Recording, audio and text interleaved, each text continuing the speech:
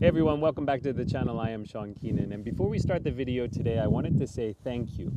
As I was editing this video together, I discovered that I have now reached 500 subscribers, 502 actually, and I couldn't have done it without you guys sharing my content, talking about it with your friends, and joining me yourselves. There's a plethora of content out there, other photographers or just YouTube and Hulu and Amazon Prime, but you've decided to spend 10 to 20 minutes with me, and how lucky am I? My goal is really no destination. I just want to continue to improve and to explore and to adventure and to take you along with me. So thank you very much, guys. Enjoy the video.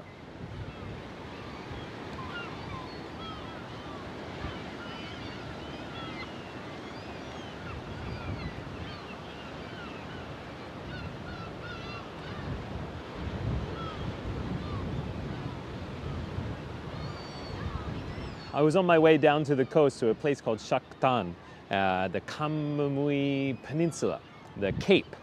And as I was driving past this port here, I saw this spectacular gathering of seagulls. And I had to stop and just photograph it. It's pretty amazing. Every now and then, all of them just take off and are just riding on the breeze here. Pretty spectacular. All right, I'm gonna put you down and I'm gonna take some more shots. So I'm silhouetting the seagulls down in the bottom of the frame here that are standing on the pilings. These are tetrapods that help keep erosion from happening at the port. And some very beautiful cloud cover up above.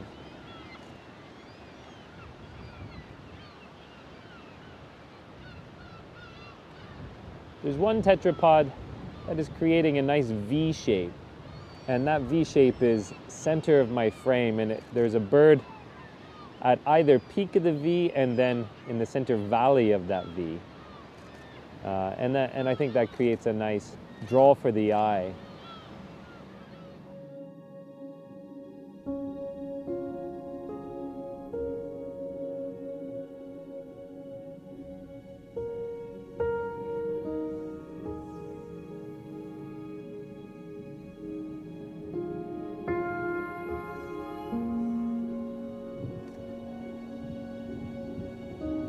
Seems to have calmed down quite a bit. Oh, there they go. There they go. Keep an eye on this guy. He's going to steal the show. Once again. Oh, wow. Look at that. Spectacular.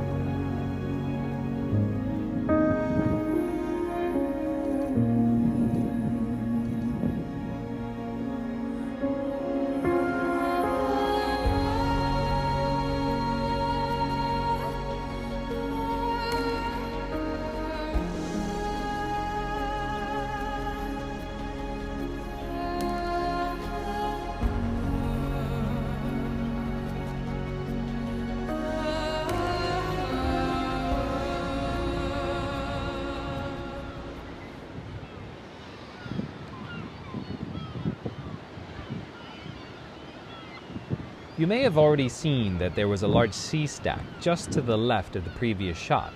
Now, I'm a sucker for torii gates. They symbolically mark the transition from the mundane to the extraordinary. And little did I know, but I was about to capture two extraordinary images. One of an angel gazing down, and the other of a demon spitting birds. Maybe you need to let me know if you think I'm crazy, or if you see them too.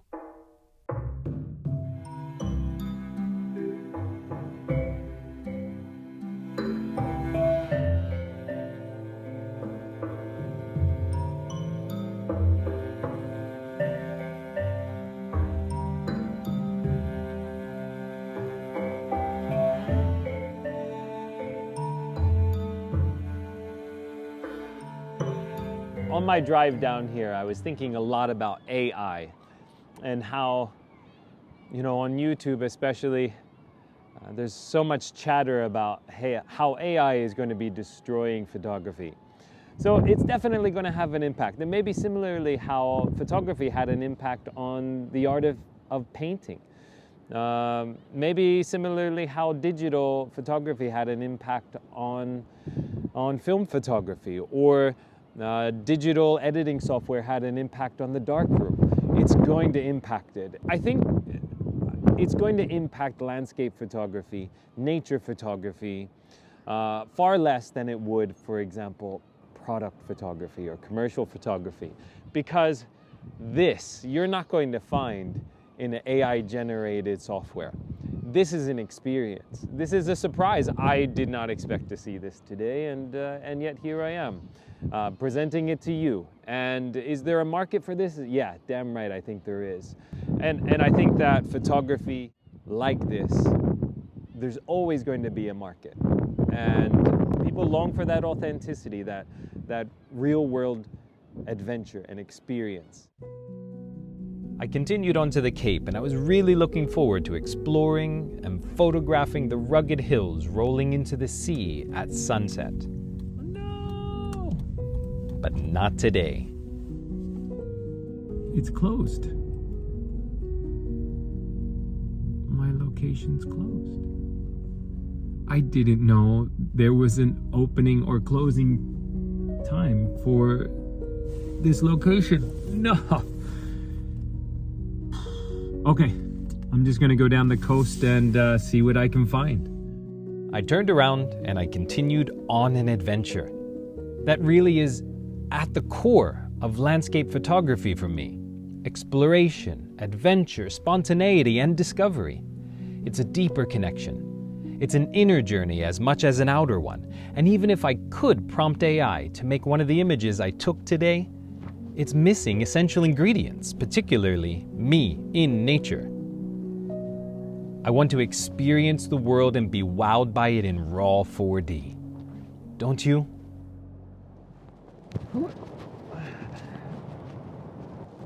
So quite an impressive sea stack over here. I'm gonna set up and take a shot of that. I think I'm gonna try a couple of ways.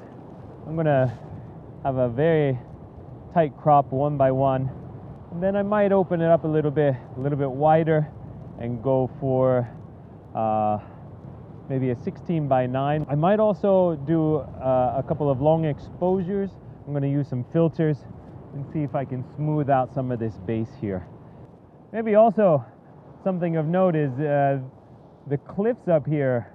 Man, they are precarious looking. It looks like it's like leaning out towards me, just waiting to collapse. This depresses me whenever I'm out in nature and I see this, but this entire beach up here is littered with what looks like a decade's worth of trash. Plastic, drums, old toys, chairs, you name it, it's here. What a pity how much damage we do to the nature around us. Gives me a very eerie feeling being here, all of this trash and that cliff face up there. So I'm going to take a couple of shots, and then I think I'm just going to get away from the base of these cliffs here. Windy and cold here as well. Let's move.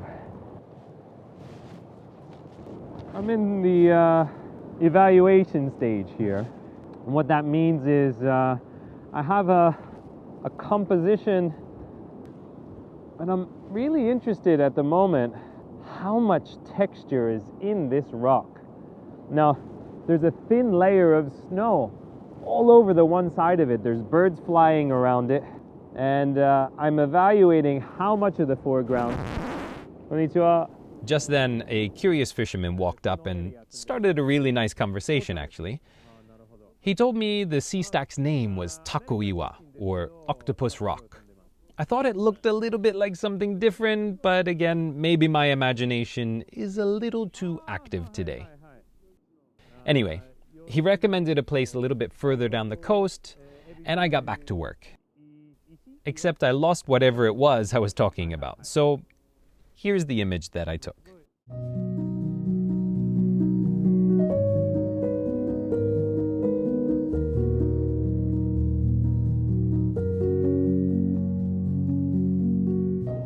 Smooth out some of that water below. All right, we're gonna go for a 10 stop and a 6 stop. I am freezing my tukis off here, but I think I found my composition. I think I found the right exposure for me. I threw on a 10 stop neutral density filter, and I am shivering like crazy. I mistakenly did not dress as warmly as I usually do, thinking that it was going to be warmer, but I was not counting on the steady, consistent, and biting wind by the coast. Octopus Rock. Let me know what you think.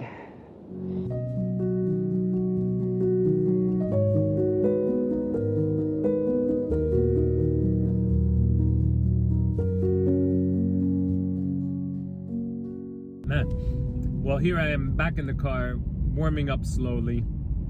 Man, that wind was biting. But hopefully just down the coastline here, there's a spot that I can get with a nice view of the sea and some jagged mountain ridge lines and such. So, fingers crossed, here we go. So, I quickly parked my car over to the left here, and the sun is setting quickly, so I'm racing. Once again, this is not what I was planning to shoot today, but I'm enjoying the exciting challenge of figuring it out at the very moment. I'm gonna put this down and I'm gonna talk and set up at the same time. I've got minutes before I lose the light, and I have an 18 by 135 lens from my 80D. It's an APS-C lens. So on my Canon R5, it's not going to give me the 45 megapixels that the R5 would have. Because it's an APS-C lens, it's only going to have the original number of pixels that the lens was made for, and that was 24 megapixels. So that's something I have to live with. All right, I'm gonna lock all this down, and I gotta get the 2-second timer off. I want high speed, continuous.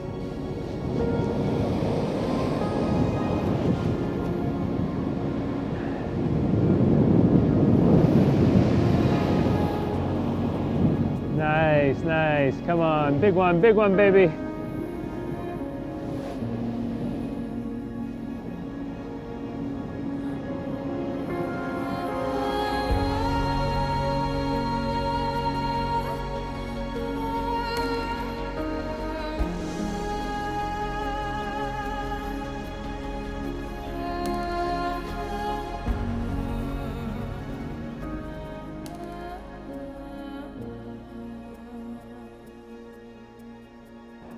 Rolling with the punches and going with the flow. This is not at all what I expected to be shooting today, but well worth it. And I had a great time. AI cannot replace this, and this is why I do it.